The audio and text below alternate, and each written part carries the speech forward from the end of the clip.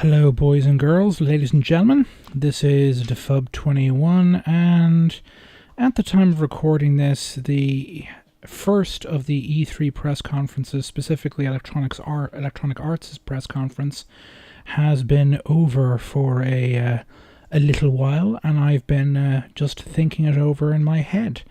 And so far, certainly in terms of my initial reaction, unless something truly terrible goes wrong, truly terrible goes wrong at one of the other press conferences, just like last year, to my mind, it'll go down as the worst press conference of this year's E3.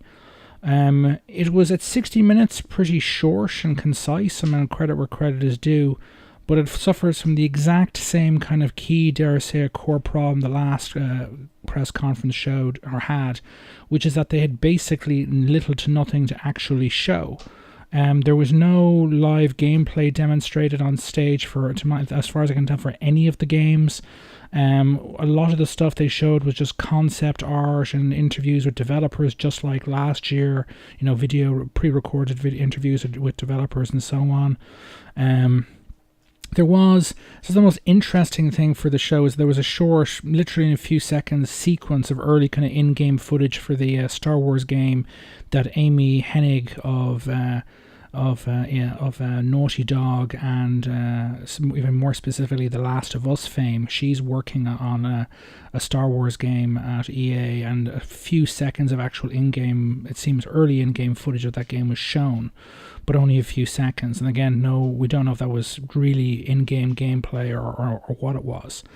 But that was, pretty much it. I mean, EA, because they for me personally, I'm always going to be biased to a degree against EA, because since they're so completely dominant in the kind of the publisher / developers that hold press conferences at E3, because they're so dominant in the sports game space, and I have no interest in either Madden football or even FIFA soccer, the time they allocate to that is always going to bore the bejesus out of me. But even so, they just had, Mass Effect Andromeda has been delayed to next year. They had, again, more bloody, developers talking in pre-recorded, video interviews. They showed a bit of what could be in-game footage, but nothing radically improved or enhanced into my mind, over what we saw last year. It's just abjectly, useless to my mind conference. They didn't show any live gameplay for Battlefield 1 during the conference itself. There was live 64-player multiplayer on Twitch directly afterwards. Credit where credit is due, but that was it. There was no, off the top of my head, as I said, it was so bare bones in terms of gameplay, of actual gameplay, and gameplay particularly being played live on stage. It was literally just non-existent. And to my mind, EA have just gotten massively ahead of themselves by showing stuff, a year or two, not even a year, 2 years or more before it's coming out, when stuff is in an early phase of development. Look, concept photo imagery and this, that, and the other. They've put themselves in a situation where they have no surprises. The only surprise they had this year, something I didn't know about already, was another indie game they have coming out that they're publishing and supporting on one side. Again, the Titanfall single-player trailer was leaked earlier today, so that surprise was gone. And again, hopefully this will be a good game, but it's coming out, I think, is it a week or 2 weeks after Battlefield 1? And I can say credit where credit is due, from that trailer and the multiplayer trailer we saw.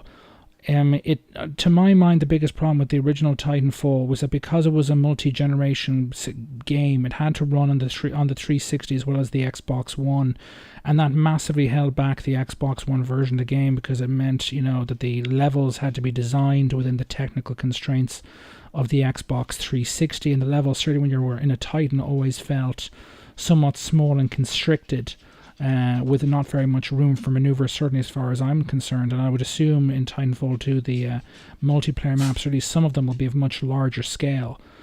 But in terms of, it's, again, someone would have to really, really, really screw up for a conference to be worse than EA. So that's 2 years in a row they've had strikes. There were no surprises. Their propensity, certainly for the last 2 years of show, or even 3 years of showing stuff in a very early stage development, means that there's no surprise reveals like you get at Ubisoft or anyone else. Bloody dog, shut up. It means, there's just no tension, no surprises, nothing. I don't know how they're going to dig themselves out of this hole they've gotten themselves into, but it is.